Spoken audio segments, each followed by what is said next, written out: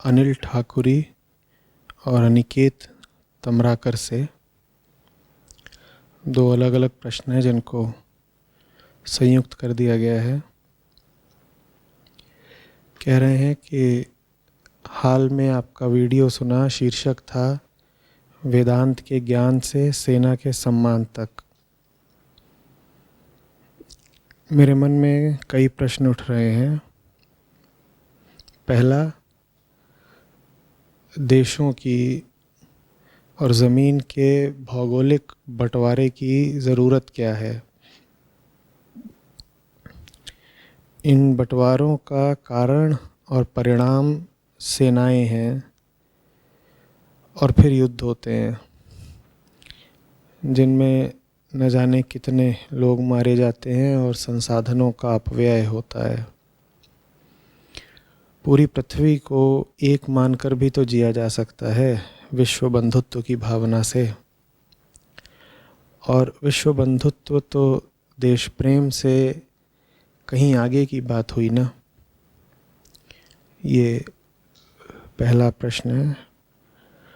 और अगला है कि सेना तो सत्तासीन सरकार की गुलाम होती है। बहुत सी सरकारें तो सेना को पेशेवर हत्यारों की तरह भी इस्तेमाल करती हैं। ये हुई दूसरी शंका। और जिज्ञासा का तीसरा हिस्सा है कि क्या सेना इत्यादि में विश्वास रखकर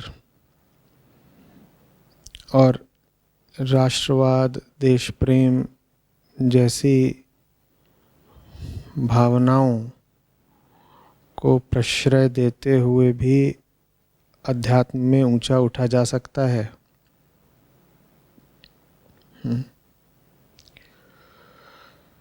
अनिल ठाकुरी और अनिकेत तमराकर।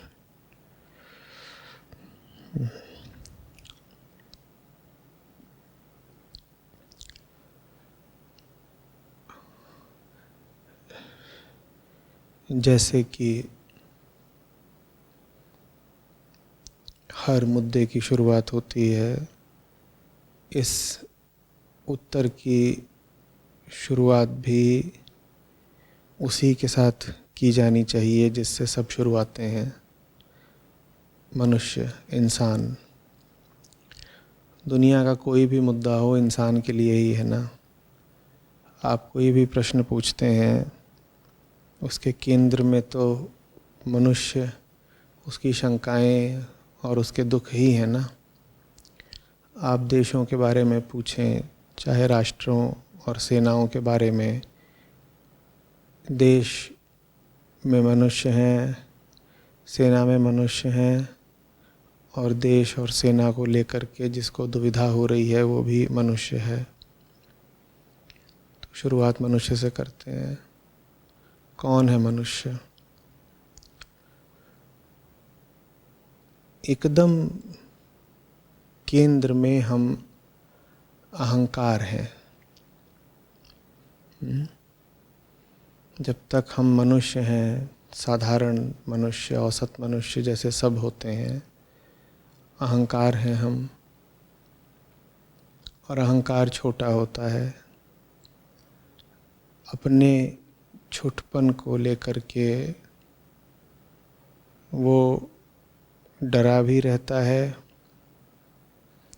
और अपने छोटपन से कहीं आगे जाना भी चाहता है। विचित्र उसकी स्थिति होती है। उसे अपनी सीमा की रक्षा भी करनी है और उसे अपनी सीमा से आगे बहुत बड़ा, विराट, अनंत भी हो जाना है। और चूंकि वो छोटा है इसीलिए वो अपने आसपास भी सब कुछ छोटा छोटा ही देखता है। चूंकि छोटा है वो, इसलिए उसकी सामर्थ्य छोटी है इस कारण वो अपने इर्द गिर्द की तमाम ताकतों के प्रभाव में आ जाता है। ये हर मनुष्य की और उसके भीतर बैठे अहम की कहानी है। हम केंद्रीय रूप से सीमित लोग हैं और उस सीमा के भीतर भी हम एक नहीं हैं। हम जो हैं वो न सिर्फ छोटा है बल्कि अनगिनत है। एक आम आदमी की आप ज़िंदगी को देखें तो वो दिन भर में ही अनगिनत कितने ही छोटे छोटे किरदार निभाता रहता है, और ये सब किरदार एक दूसरे से संबंधित होते हुए भी कटे होते हैं, पृथक होते हैं।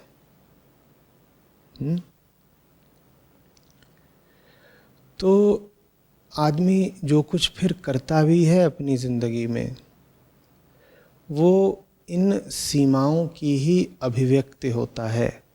हम भीतर से जैसे हैं बाहर भी वैसा ही तो करेंगे ना। जब हम भीतर से छोटे छोटे और खंडित हैं, जैसे टूटे हुए दर्पण के अनगिनत टुकड़े जो बहुसंख्य भी हैं और सीमित लघु भी, ऐसे होते हैं हम भीतर से। तो हम बाहर भी जो करते हैं वो इन छोटी सीमाओं की और भीतर के अनगिनत भेदों की अभिव्यक्ति ही होता है। यही वजह है कि हमारे भीतर की सीमाएं हमारे बाहर के कृत्यों में प्रदर्शित होती हैं।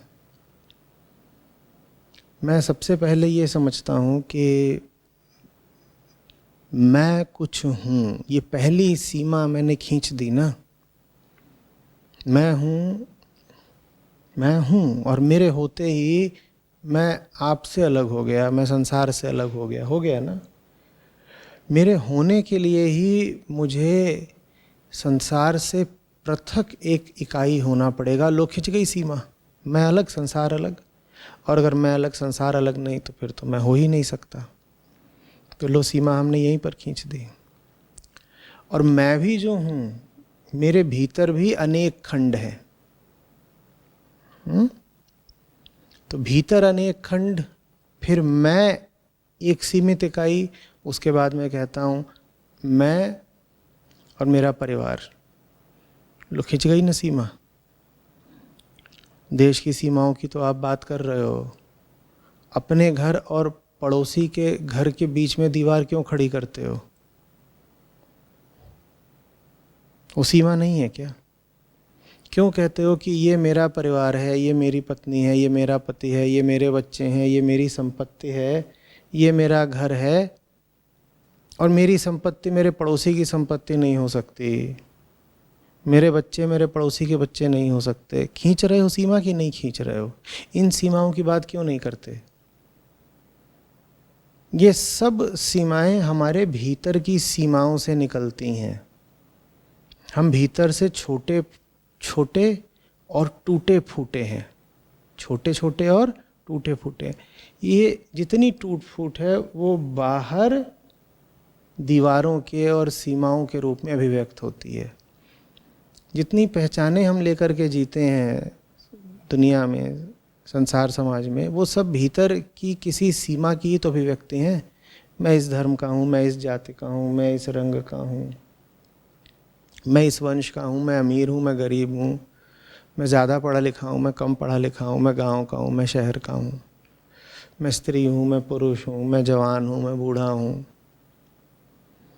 ये सब बातें हमारे आचरण में दिखाई देती हैं कि नहीं दिखाई देती हैं? दिखाई देती है ना। वो हमारे भीतर की सीमाओं की अभिव्यक्ति हैं। अब ये जो भीतर की सीमाएं हैं तमाम, जो भीतर की टूट फूट है, बाहर के आचरण में ये अभिव्यक्ति पाती हो, तो निश्चित रूप से वैसा आचरण किसी काम का नहीं है, किसी सम्मान का पात्र नहीं है, इसमें कोई दो राय नहीं। और अधिकांशतः हमने बाहर जो सीमाएं खींची हैं वो भीतर की ही व्यर्थ सीमाओं का प्रतिबिंब है। तो इसलिए बाहर वाली जो सीमाएं हैं उन्हें कोई सम्मान मिलना नहीं चाहिए। यही बात इस प्रश्न में शंका के तौर पर रखी गई है कि बाहर जो सीमाएं खींची हैं उन्हें इतना सम्मान क्यों मिलता है। बात बिल्कुल ठीक भी है। भीतर की टूट फूट ही अगर बाहर अभिव्यक्ति पा रही हो तो उसे क्या सम्मान दें। एक ज़मीन के टुकड़े को आपने दूसरे ज़मीन के टुकड़े से इसलिए अलग कर लिया क्योंकि पहले टुकड़े पर काले लोग रहते हैं, दूसरे टुकड़े पर गोरे लोग रहते हैं, तो निश्चित रूप से इस सीमा का कोई महत्व नहीं होना चाहिए और इसे कोई आदर नहीं मिलना चाहिए। या आपने ज़मीन के एक टुकड़े को दूसरे लोगों से इसलिए अलग कर लिया क्योंकि इधर के लोगों का इतिहास अलग है उधर के लोगों से, या इधर के लोगों के खान पान की आदतें दूसरी हैं और खाल का रंग दूसरा है उधर के लोगों से। तो ऐसी सीमाओं को कोई महत्व मिलना नहीं चाहिए।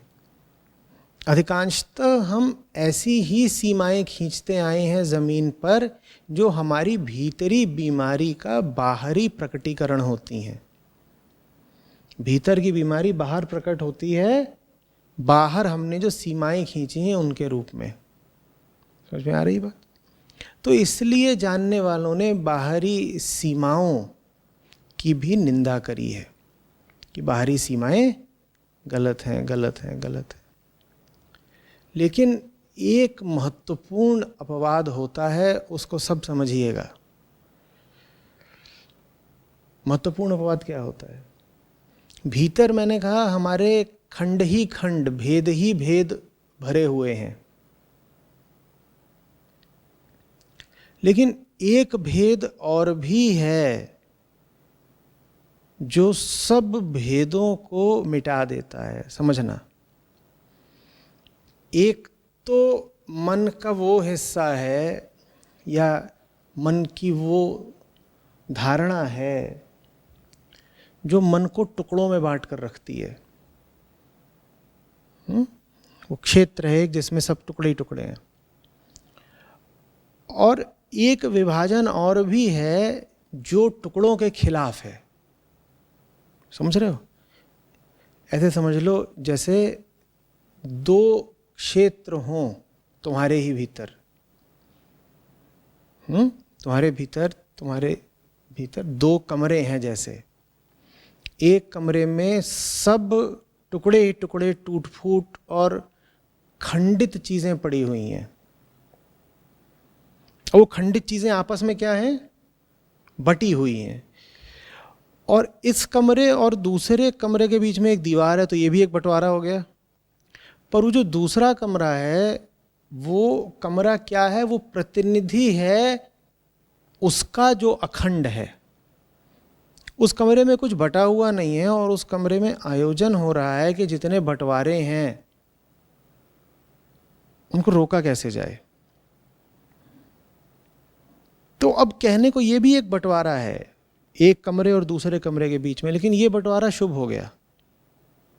बात समझ रहे हो? दुनिया के सारे बंटवारे पहले कमरे से निकलते हैं। तो इस पहले कमरे में जो कोई भी है वो तो बंटवारों का ही कायल हो जाएगा ना। तो जिन्हें बंटवारा नहीं चाहिए उन्होंने एक बंटवारा और किया, उन्होंने कहा हम दूसरे कमरे में जा रहे हैं। अब ये एकमात्र बंटवारा है, ये एकमात्र सीमा है, एकमात्र विभाजन है जो शुभ है। और वहां जो करा जा रहा है वो इसलिए नहीं करा जा रहा कि बंटवारे बढ़ें, सीमाएं बढ़ें, द्वंद्व बढ़ें, द्वेष बढ़ें। वहां जो हो रहा है वो प्रेम की खातिर हो रहा है। तो क्या तुम ये विभाजन भी रद्द करना चाहोगे, तुम इस विभाजन के विरुद्ध भी शंका करोगे। अगर मेरी बात बहुत जटिल लग रही हो तो समझना क्या कहने जा रहा हूँ, सरल तरीके से और बताए देता हूँ। देश और देश की सीमा, इनके विरुद्ध प्रश्न है तुम्हारा कि देश बनते ही क्यों हैं, ज़मीन को बांटा ही क्यों जाता है, हर इंसान को समूची धरती क्यों नहीं उपलब्ध है, हम विश्व बंधुत्व की भावना से क्यों नहीं जी सकते, ये प्रश्न है। मैं कह रहा हूँ एक देश बनता है किसी आधार पर। देश ने जो एक विभाजनकारी रेखा अपने चारों ओर खींची है, ज़मीन को बांटा है कि इतने में हम रहेंगे, उसका कुछ आधार होता है ना। आधार आमतौर पर तो यही होता है कि साहब हम फलानी नस्ल के लोग हैं तो ये हमारा देश है। साहब हम सब एक साझी विरासत से आ रहे हैं, हमारा अतीत एक है, इतिहास एक है, तो हम एक लोग हैं। समझ में आ रही बात? साहब हम पुराने उस कबीले के लोग हैं जो बहुत समय से इस ज़मीन पे इसी क्षेत्र में रहा करते थे, तो ये देश हमारा कहलाएगा। या कि ये जो जगह है इसको सबसे पहले आकर के हमारे पूर्वजों ने बसाया था, तो ये देश हमारा कहलाएगा क्योंकि इस ज़मीन पर सबसे पहले कदम हमने रखे थे, तो ये ज़मीन हमारी हुई।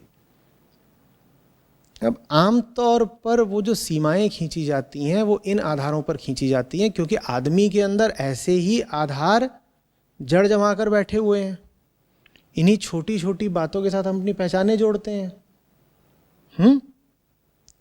तो देश भी इन्हीं आधारों पर बनते हैं। लेकिन एक देश ऐसा भी हो सकता है जो इन आधारों पर न बना हो।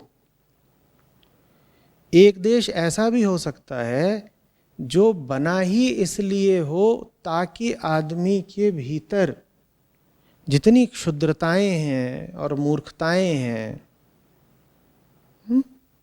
उनसे लड़ सके, उनको मिटा सके। तो बताओ उस देश की ज़रूरत है या नहीं, और अगर उस देश की ज़रूरत है तो फिर उस देश की सीमाओं को रक्षा की ज़रूरत है या नहीं।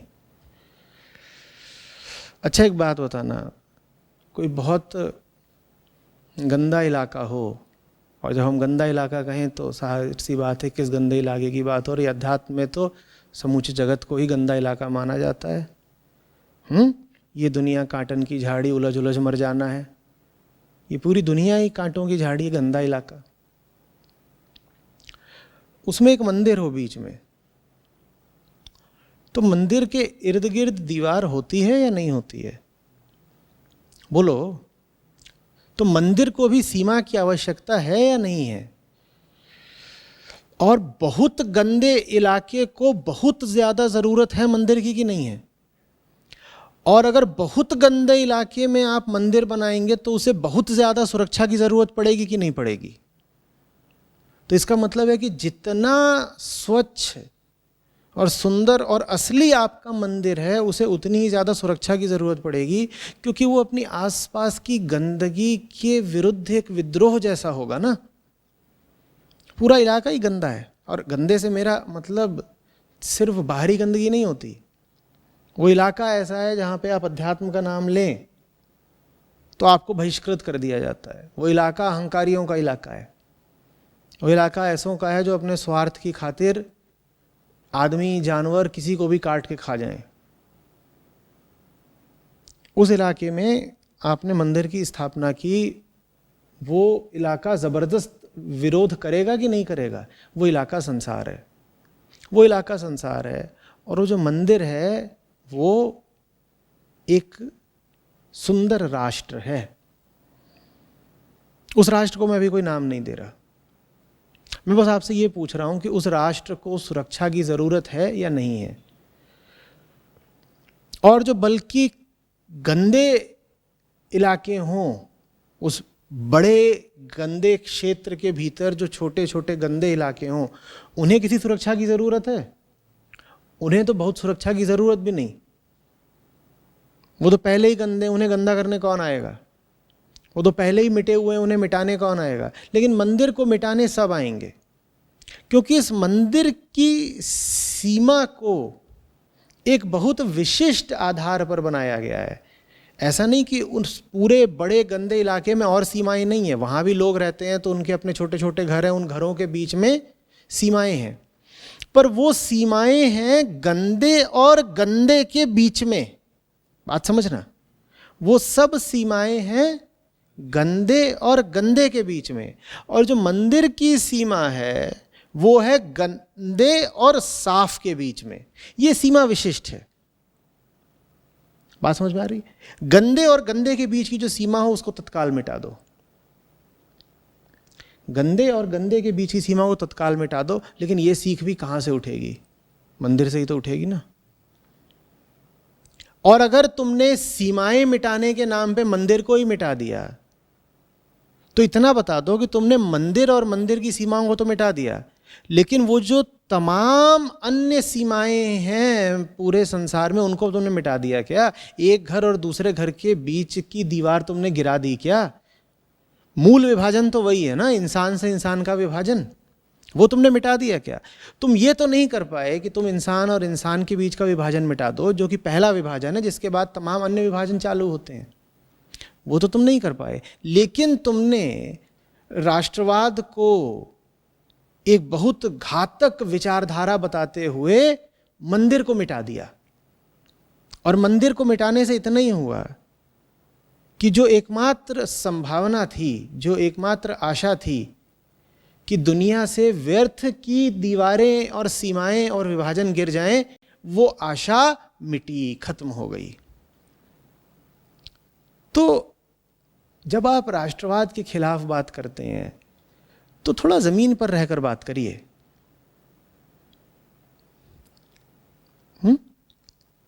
एक और तो हम बिल्कुल कहेंगे कि आपके आसपास का माहौल कैसा भी हो, आपको अपनी पूरी कोशिश करनी चाहिए कि आप सही रहें और सच्चे रहें। लेकिन जिन्होंने प्रश्न करा है, अनिल और अनिकेत, मैं आपसे पूछ रहा हूं, जरा बताना, क्या तुम्हारे लिए संभव है कि तुम्हारे आसपास का माहौल कैसा भी रहे तुम सही और सच्चे रहे आओगे? सही और सच्चे बने रहने के लिए अपने आसपास का माहौल भी तो थोड़ा नियमित होना चाहिए ना, थोड़ा आध्यात्मिक होना चाहिए ना, थोड़ा सही सच्चा होना चाहिए ना। तुम मिटा दोगे मंदिर, तुम्हें वो माहौल कहां से मिलेगा बोलो? दुनिया के कई देश हैं जिनमें धर्म वर्जित कर दिया गया है। हमारे उत्तर में ही जो विशाल देश है उसमें धर्म करीब करीब वर्जित है। तुम लोग वहां पर रह करके आध्यात्मिक साधना कर पाते? अनिल, अनिकेत, तुम लोग वहां पर रह करके मुझसे ये सारे सवाल पूछ पाते क्या? तो तुम्हें भी एक ऐसा अपने लिए शांत स्थान चाहिए ना, जहां पर धर्म की स्थापना की जा सके, जहां उच्चतर मूल्यों के आधार पर कामकाज चलता हो। और अगर वैसा कोई शांत स्थान तुमको मिलता है तो तुम उस शांत स्थान की सुरक्षा करना चाहोगे या नहीं करना चाहोगे? बोलो। या तो तुम ये कह दो कि साहब दुनिया से सब सीमाएं मिटा दीजिए, और फिर उसके बाद इंसान बिल्कुल अतिमानव हो जाएगा, सुपरमैन, और कहीं भी कैसा भी माहौल होगा हम उस माहौल में अपनी सच्चरित्रता और अपनी सत्यता बरकरार रख लेंगे। रख लोगे क्या? एक देश है, मान लो अमेरिका,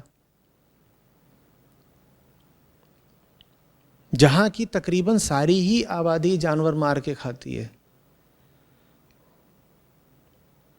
यहाँ हालत यह है कि अधिकांश लोग साल भर में अपने वजन से कहीं ज्यादा वजन के जानवरों को मारकर खा जाते हैं। तुम अगर उस देश में पैदा हुए होते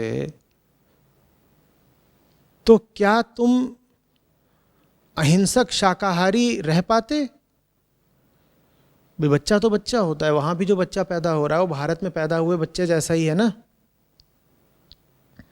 पर वहां के बच्चे को एक ऐसे देश का माहौल मिला जहां संस्कृति यही है कि काटो मारो खाओ, काटो मारो खाओ, काटो मारो खाओ। लाओ कहाँ है चिकन, कहाँ है मटन, कहाँ है पॉर्क, कहाँ है बीफ, कहाँ है, लाओ खाएं। तुम अगर वैसे देश में पैदा हुए होते तो निपुच आता ना सारा अध्यात्म। फिर कौन से उपनिषद और कौन सी साधना। तो तुम उपनिषदों के पास जा सको, तुम साधना कर सको, तुम समस्त प्राणियों के प्रति करुणा रख सको, इसके लिए भी भारत देश का होना आवश्यक है कि नहीं है। और भारत देश को अगर होना है तो भारत देश हवा में तो नहीं झूलेगा, भारत देश को ज़मीन पर ही होना पड़ेगा। और अगर ज़मीन पर है भारत देश तो सीमाएं होंगी, और अगर सीमाएं होंगी तो उन सीमाओं को सुरक्षा बल चाहिए, प्रहरी चाहिए, सेनाएं चाहिए कि नहीं चाहिए।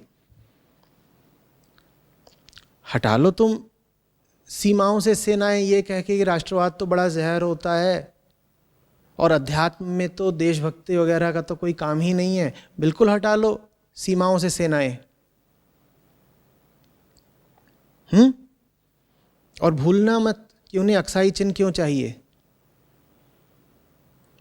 अगर थोड़ा सा शोध करोगे तो पता चलेगा अक्साई चिन्ह इसलिए चाहिए क्योंकि फिर वहां से दिल्ली बहुत दूर नहीं रह जाती।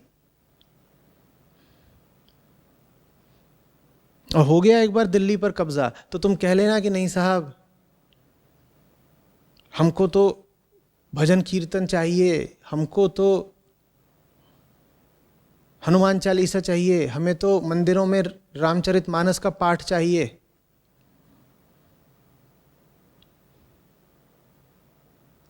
जिनजियांग है उनकी एक प्रोविंस, उनका एक राज्य, जहां वो मुस्लिमों को इतना भी हक नहीं देते कि अगर रमज़ान है तो रोज़े रख लो। वो कहते हैं हर आदमी को सिर्फ और सिर्फ उत्पादकता, प्रोडक्टिविटी के लिए काम करना है ताकि चीन आगे बढ़ सके। और चीन का मतलब है कि द पीपल मस्ट वर्क। तो अगर आप व्रत रखोगे दिन भर महीने भर तो आप काम कैसे करोगे। तो व्रत वगैरह कोई नहीं रखना, चलो काम करो, चलो काम करो। तो तुम हटा लो सीमाओं से सेनाएं, उसके बाद तुम अपने एकादशी के व्रत रख लेना, उसके बाद तुम्हारा अध्यात्म खूब फलेगा फूलेगा। लेकिन वही एकदम हवा हवाई बातें जिनका जमीनी व्यवहार से कोई संबंध ही नहीं। कह रहे अरे अध्यात्म में सेनाओं की क्या जरूरत, आचार्य जी आपने क्यों कह दिया वेदांत के ज्ञान को और सेना के सम्मान को एक ही सांस में, इन दोनों बातों को आपने जोड़ क्यों दिया। इसलिए जोड़ दिया बेटा क्योंकि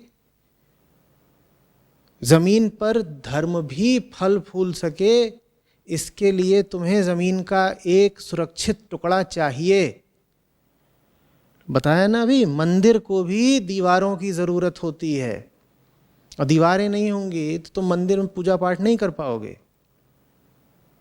मंदिर के भी कपाट बंद होते हैं, वहां भी ताले लगते हैं, वहां भी सीमाएं चाहिए।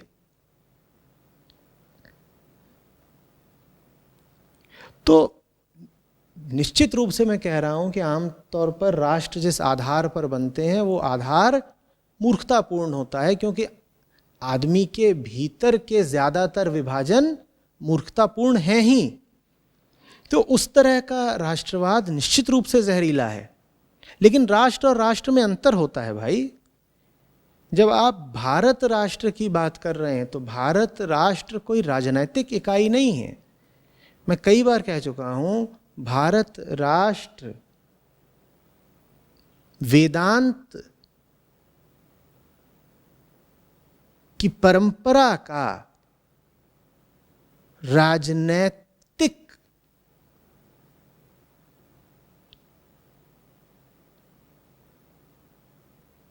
प्रकटीकरण है। वेदांत आत्मा जैसे एक भौतिक अभिव्यक्ति पा गई हो।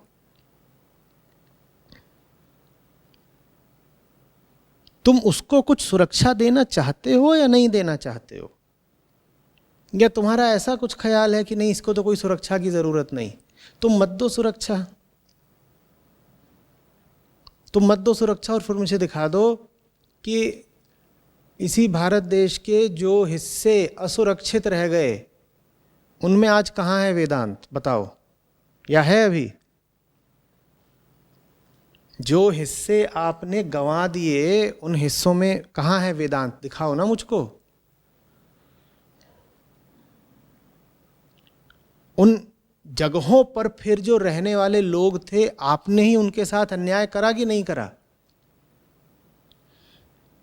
ये जो भारत देश है जिसको आप सिर्फ एक राजनीतिक इकाई बोलते हो, मैं कह रहा हूं इसका कोई हिस्सा आज अगर राजनीतिक दृष्टि से भारत से अलग हो जाए, तो ये उस हिस्से में रहने वाले लोगों के साथ अन्याय हो जाएगा कि नहीं हो जाएगा? इतिहास पर नजर डाल लो, देखो ना क्या हुआ है उन हिस्सों के साथ जो अलग हो गए भारत से। तुम चाहते हो कि भारत के जो हिस्से हैं अभी, उनका भी वही हश्र हो जो उन हिस्सों का हुआ जो भारत से अलग हो गए?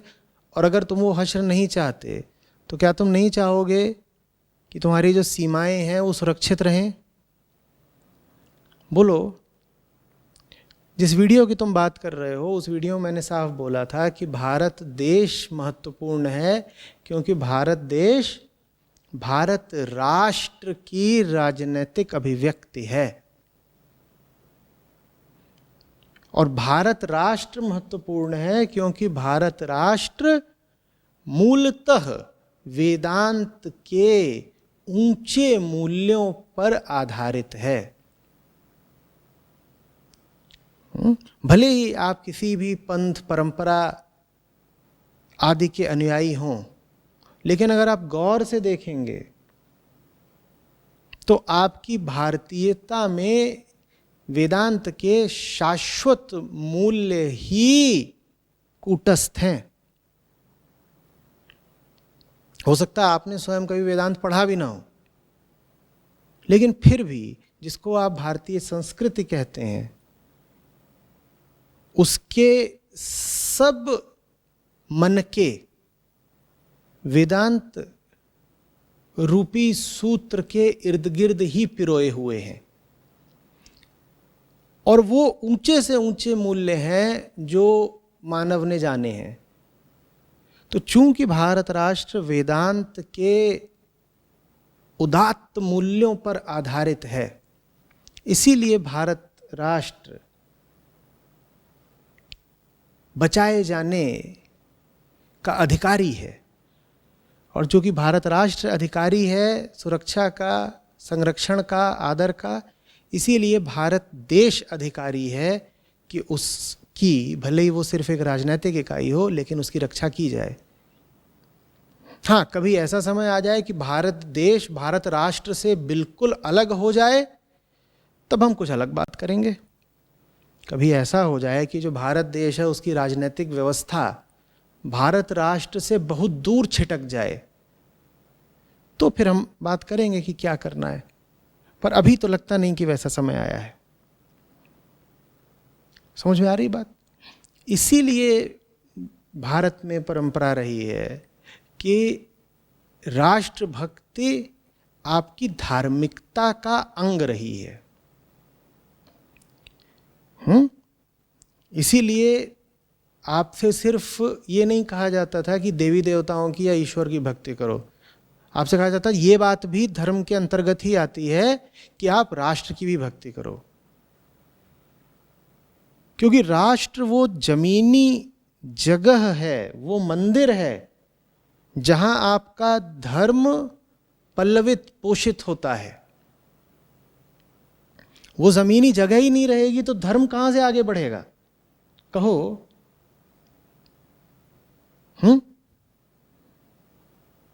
बोलो।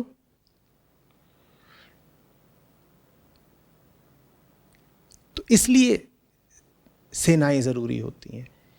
अब ये कह कर के मैं जो व्यर्थ तरीके का राष्ट्रवाद होता है मैं उसका समर्थन नहीं कर रहा हूँ। हिटलर भी राष्ट्रवादी था, पर उसका राष्ट्रवाद आधारित था जर्मन खून की, जर्मन नस्ल की श्रेष्ठता पर। वो कहता था कि ये जो हम जर्मन लोग हैं ना, हम बाकी सब नस्लों से श्रेष्ठ हैं। तो उसका राष्ट्रवाद इस चीज़ पर आधारित था। ऐसा राष्ट्रवाद मूर्खता का है, क्योंकि इस राष्ट्रवाद के केंद्र में कोई ऊंचा मूल्य है ही नहीं, नस्लवाद है, रंगभेद है। तो उस तरह का राष्ट्रवाद मूर्खतापूर्ण है। लेकिन राष्ट्र और राष्ट्र में अंतर है, और राष्ट्रवाद में अंतर है। एक राष्ट्र होता है ऐसा जो दूसरे राष्ट्रों से उच्चतर मूल्यों पर आधारित हो, बिल्कुल होता है। थोड़ा हटाइए अपने आदर्शों को और ज़मीनी बात करिए। सब राष्ट्र एक ही आधारशिला पर नहीं खड़े होते। तो आंखें खोल करके निरपेक्ष निष्पक्ष दृष्टि से पूछिए कि भारत राष्ट्र का क्या आधार है, और फिर आपको समझ में आएगा कि ये जो महान प्रयोग है जिसे भारत कहते हैं, ये महान तो है ही, लेकिन ये खतरे में भी है। हमने कहा ना, जितने गंदे इलाके में मंदिर होगा, मंदिर उतने ज़्यादा खतरे में होगा। दुनिया गंदी थी और इस वक्त तो विशेषतया गंदी है। तो उसमें ये जो भारत नाम का प्रयोग है, इसको बहुत खतरा है, बाहर से भी भीतर से भी। इसे सुरक्षा की ज़रूरत निश्चित रूप से है। ऐसे समय पर यह कहना कि साहब सेना वगैरह बेकार की चीज़ें हैं और सेनाओं पर तो धन की बर्बादी होती है, और इस तरह के कई तर्क दिए जाते हैं कि सेना पर आप जितना धन लगा रहे हैं उससे इतने अस्पताल बना दीजिए, इतने आप विद्यालय बना दीजिए। तो ये सब बातें, अरे तुम्हारे अस्पताल तुम्हारे विद्यालय क्या करेंगे? अस्पताल विद्यालय तो खूब थे हिंदुस्तान में, लेकिन जब कोई तैमूर लंग घुस आएगा तो क्या करोगे अस्पतालों का और विद्यालयों का? बताओ। तैमूर याद है ना? तैमूर कौन था? जो नाता यहूदियों का हिटलर के साथ है, वही नाता भारतीयों का तैमूर के साथ है।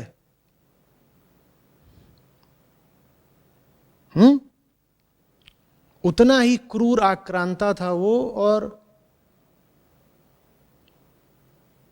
उतनी ही उसने दहशतगर्दी और खून खच्चर करा था दिल्ली में। और बाहर से जानते हो ना वो क्यों आया था हिंदुस्तान? क्योंकि हिंदुस्तान एक बहुत विकसित राष्ट्र था आर्थिक रूप से। यहाँ सोना बहुत था, यहाँ लोगों के पास अपेक्षाया दुनिया के दूसरे मुल्कों की अपेक्षा पैसा ज़्यादा था। तो इसीलिए दुनिया भर से जो आक्रमणकारी थे वो यहाँ आक्रमण करने को आकर्षित होते थे। कोई बिल्कुल ही बेकार गरीब दरिद्र जगह हो तो वहाँ कोई आक्रमण करेगा क्या? भारत पर ये सब आक्रमण क्यों करते थे? क्योंकि भारत में पैसा खूब था। अब पैसा खूब था तो अस्पताल भी रहे ही होंगे, चिकित्सालय रहे होंगे, विद्यालय रहे होंगे। विद्या का स्तर भी यहाँ खूब ऊंचा था, तो विद्यालय भी थे, चिकित्सालय भी थे। तुमने तैमूर को रोक लिया विद्यालयों और चिकित्सालयों से, और तैमूर ने जो आग लगाई थी हिंदुस्तान में कि हिंदुस्तान आज भी अभी पूरी तरह उभरा नहीं है। तैमूर हो, गजनवी हो, गोरी हो, न जाने कितने आक्रांता आए।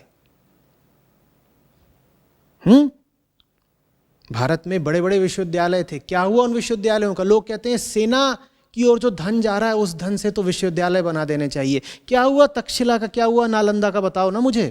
थे तो बड़े बड़े विश्वविद्यालय। उन विश्वविद्यालयों ने रोक लिया आक्रांताओं को, और जब आक्रांता आए तो क्या वो विश्वविद्यालय खुद भी बचे?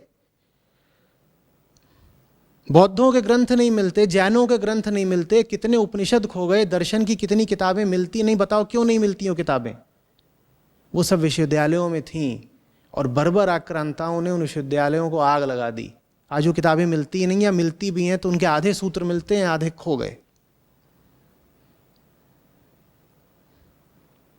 बौद्धों और जैनों से ज्यादा शांति प्रिय धर्म किसी का था? और बौद्ध कैसे काटे गए भारत के पश्चिमी हिस्सों में, इसकी कोई मिसाल है? आप शांति प्रिय हो जाएं तो हो जाएं, दुनिया शांति प्रिय हो गई क्या?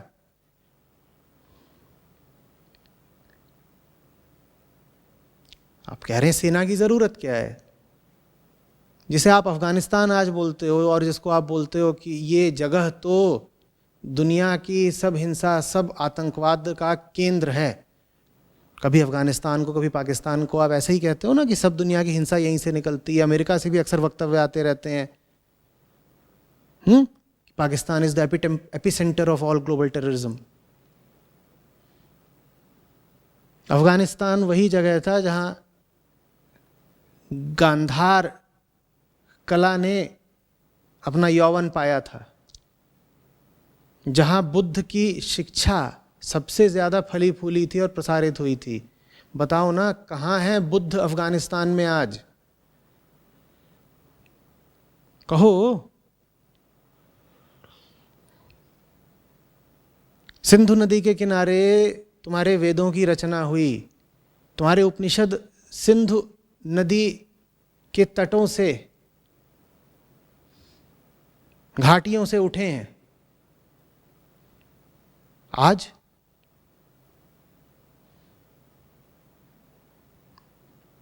बामियान में बुद्ध की प्रतिमाएं थीं।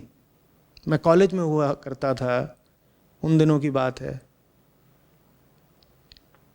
और तालिबान ने बुद्ध की प्रतिमाओं को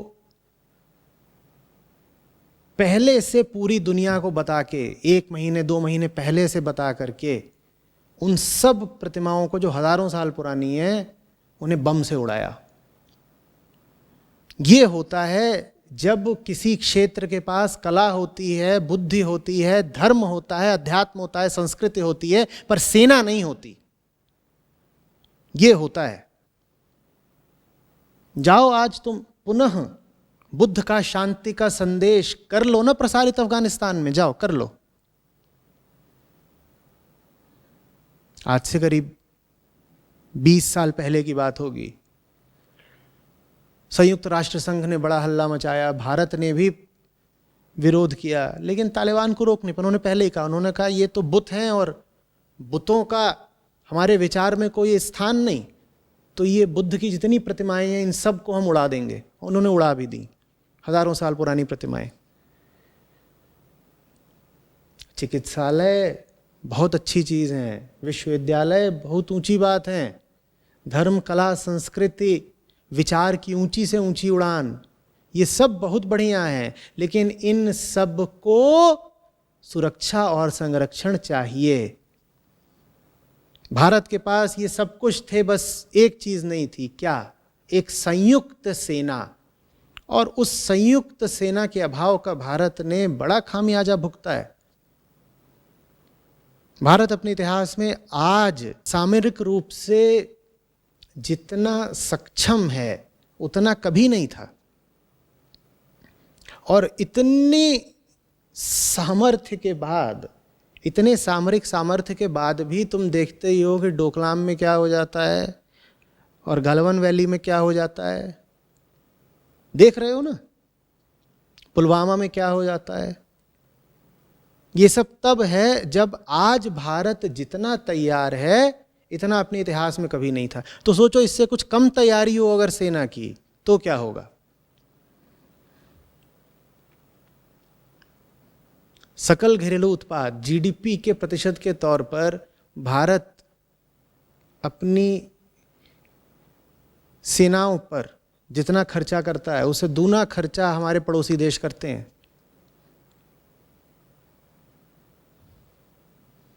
और हम जितना खर्चा करते हैं सकल घरेलू उत्पाद के प्रतिशत के तौर पे, as a percentage of GDP, वो बढ़ नहीं रहा, वो कमी होता जा रहा है।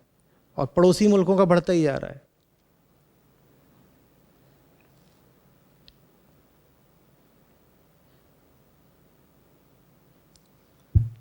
उसके बाद लोगों का कहना है नहीं सेना तो बेकार की चीज़ है, सेना की ज़रूरत क्या है।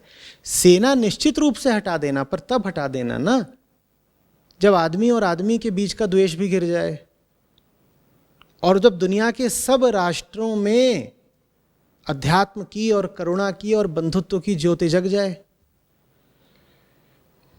जब दुनिया के सब देश ये कहने लग जाएं कि हमें दूसरे से कोई रंजिश नहीं, कोई द्वेष नहीं, हम दूसरे को ना मारना चाहते हैं, ना लूटना चाहते हैं, ना ही हम दूसरे का धर्मांतरण कराना चाहते हैं,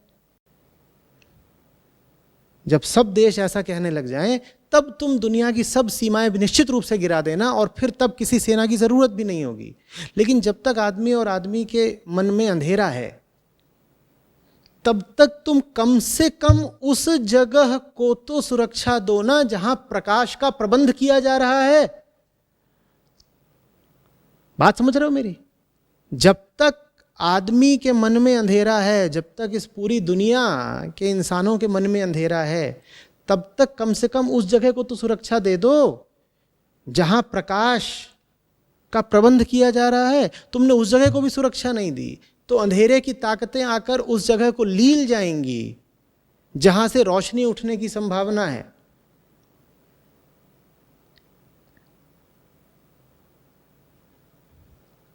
समझ रहे हो बात को? तो इसलिए ये जो बातें हैं कि सरकारें तो सेनाओं को पेशेवर हत्यारों की तरह इस्तेमाल करती हैं वगैरह, ये सब बातें बिल्कुल फिजूल हैं। न जाने कौन सी किताबों में आप ये बातें पढ़ लेते हो, और कम से कम भारत पर तो ये बातें बिल्कुल लागू नहीं होती। एक तो हिंदुस्तान में ये बड़ा चलन है उदारवादी शिक्षा के कारण कि जो कुछ यूरोप में हुआ वो सारे सिद्धांत सीधे सीधे उठा के भारत पे लागू कर दो। वो कहते हैं देखो फांसीवाद के ये 5 या 6 चरण होते हैं। जब फासिज्म आ रहा होता है तो उसके ये 5 लक्षण होते हैं। फिर कहेंगे देखो ये 5 चीज़ें जर्मनी में हुई थी ना, और इटली में हुई थी ना, अब देखो उन 5 में से 3 चीज़ें भारत में हो चुकी हैं, भारत में भी जल्दी ही फांसीवाद का वर्चस्व हो जाएगा। अरे भाई वो जर्मनी था, वो इटली था, यहाँ नहीं हो जाना है। तुम यहाँ कल्पना कर सकते हो कि जो हिटलर ने किया यहाँ कोई करेगा? ये करुणा का देश है, यहाँ ये थोड़ा ही होने वाला है कि तुम लोगों को गैस चेंबर में डाल के मार रहे हो। और ये इसी तरीके से ये सब बातें कि सरकार सेना को पेशेवर हत्यारों की तरह इस्तेमाल करती है। हमारी विरासत ऐसी नहीं है भाई। हिंदुस्तानी मरा खूब है, उसने मारा बहुत कम है। अभी भी अगर तुम जाओगे और थोड़ा गूगल पर विकिपीडिया पर पढ़ोगे कि आज तक दुनिया के सबसे बड़े नरसंहार कौन से हैं, तो उसमें से आधे से ज़्यादा नरसंहार तुम भारत में पाओगे। और वो भारतीयों के नरसंहार थे, भारतीयों द्वारा नहीं किए गए थे नरसंहार। कभी कोई घुसाया, कभी कोई घुसाया, उसने मार दिया, कभी ये कर दिया, वो कर दिया। या कि जो अभी सबसे निकट का है 1971 में कि पाकिस्तानी सेना ने बांग्लादेश में न जाने कितने लाख लोगों को मार भी डाला, ज़बरदस्त रूप से बलात्कार भी किया। और वो जो हत्या का और बलात्कार का विभत्स कार्यक्रम चला था, उसमें भी धार्मिक आधार पर छटाई भी की गई। समझ रहे हो? सेना की जरूरत है। उस समय भी जितने लोग मारे गए 1971 में, उससे कई गुना मारे गए होते अगर मुक्ति वाहिनी के साथ भारतीय सेना ने कार्रवाई न करी होती। तो सेना को हत्यारा नहीं बोलो, सेना जान बचा रही है। बाकी तो सेना और सेना में अंतर होता ही है। निर्भर करता है ना कि किसकी सेना है। एक कृष्ण की सेना, एक दुर्योधन की सेना है। तुम किसकी सेना की बात कर रहे हो? जब तुम कह रहे हो कि सेना तो पेशेवर हत्यारों का समूह होती है, तो तुम किसकी सेना की बात कर रहे हो? सेना और सेना में अंतर होता है, होश में आओ। जो लोग तुमको पढ़ा रहे हैं, जिन विश्वविद्यालयों से तुम सबक ले रहे हो, उनके हिसाब से कृष्ण तो होते ही नहीं, कृष्ण में तो उनकी कोई आस्था ही नहीं है, गीता तो उनके हिसाब से फिजूल है, तो उनके हिसाब से सब सेनाएं दुर्योधन की ही होती हैं। लेकिन तुम्हें याद रखना चाहिए कि कृष्ण की भी सेना होती है, और कुछ युद्ध ऐसे होते हैं जो धर्म की संस्थापना के लिए किए जाते हैं।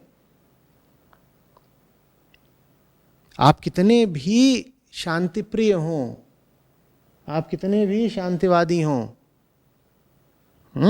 आप कितने भी आध्यात्मिक हों, लेकिन एक मौका आता है जब आपको ही कहना पड़ता है कि अर्जुन धनुष उठा और तीर चला, वक्त आ गया है मारने का।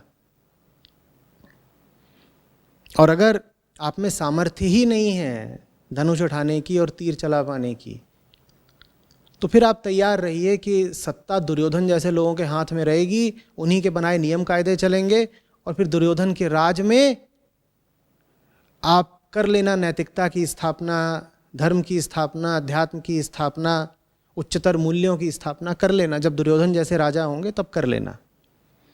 दुर्योधन जैसे राजा न बने, इसी के लिए सेना भी चाहिए होती है। हाँ, वो सेना कृष्ण की सेना होनी चाहिए।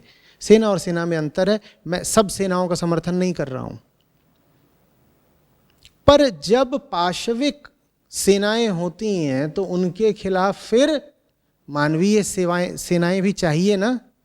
जब सेना और सेना में अंतर होता है, इसका मतलब अंधेरी सेनाएं बहुत हैं, तो कोई प्रकाशित सेना भी तो चाहिए ना, या नहीं चाहिए? या हम कह दें कि सब सेनाएं अंधेरे की हैं तो हमारी जो सेना है हम उसको बिल्कुल खत्म किए देते हैं, ताकि आसपास की जितना अंधेरा है वो हमारे ऊपर चढ़ बैठे। और मैं जो बात कह रहा हूं वो कोई फिजूल आदर्शवाद नहीं है। पूरे इतिहास में हमने यही तो होते देखा है ना भारत के।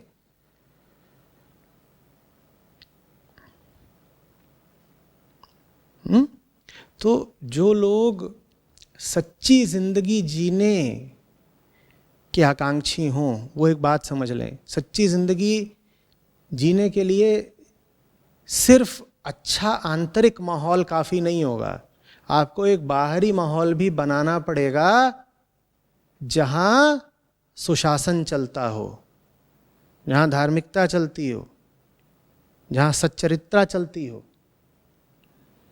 उसी को एक सच्चा राष्ट्र कहते हैं। एक साफ सुंदर बाहरी माहौल भी चाहिए ना। वो बाहरी माहौल नहीं है तो आप अपना अंदरूनी माहौल ठीक नहीं रख पाओगे अपनी पूरी कोशिशों के बाद भी। आप कहते हो उदाहरण के लिए कि आपको सब जीव प्यारे हैं, आपको हर जीव में परमात्मा और नर नर में नारायण दिखाई देता है, और आपको धूल के कण कण में भी ईश्वर दिखाई देता है, ठीक। और आप रह रहे हो कसाईयों के मोहल्ले पे, जहां दिन रात सिर्फ पशुवध की दिल दहला देने वाली आवाजें आपके कानों में पड़ती हैं। आप शांत रह लोगे? बोलो, रह लोगे शांत? इधर सुअर काटा जा रहा है और उसके बिलबिलाने की आवाज आ रही है, वहां बकरा कट रहा है और उसके छटपटाने का दृश्य आपकी आंखों के सामने है। इधर भैंसा कट रहा है, उधर लहू की धार बह रही है आपके घर के सामने से। आप रह लोगे शांति से? आपका अध्यात्म परवान चढ़ लेगा? तो बाहरी माहौल भी जरा ठीक रखना पड़ता है।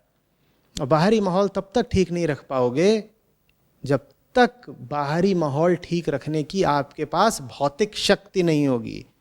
इसीलिए जो चाहते हों साफ और सुंदर तरीके से रहना, उनके पास इस जगत में भौतिक शक्ति भी होनी चाहिए। नहीं तो आप बस कोरी आदर्शवादी बातें करते रहोगे। आप कहोगे क्या करना है, बाहर जो हो रहा है सो हो रहा है, हम तो अपने आंतरिक जगत में रहते हैं। ये बेकार की बात है। तुम्हारा न निर्वाण हो गया है न मोक्ष हो गया है कि तुम सिर्फ भी अपने आंतरिक जगत में रहते हो। ये तुम कायरता की बातें कर रहे हो, क्योंकि तुम्हारी हिम्मत नहीं है बाहर की हिंसक और डरावनी ताकतों से लड़ पाने की। तो तुम कहते हो नहीं, बाहर जो हो रहा हो सो हो रहा हो, हम तो साहब अपनी भीतरी दुनिया में मस्त मगन रहते हैं। अरे हटाओ, बाहर की दुनिया भी ठीक रखनी होती है, चाहे अपना घर हो, चाहे मोहल्ला हो, और चाहे राष्ट्र हो। तो इसलिए सेनाएं चाहिए ताकि आपके पास ताकत रहे कि कोई आ रहा हो आपके घर को प्रदूषित करने, बिगाड़ने, जलाने, तो आप विरोध कर पाओ। आ रही बात समझ में?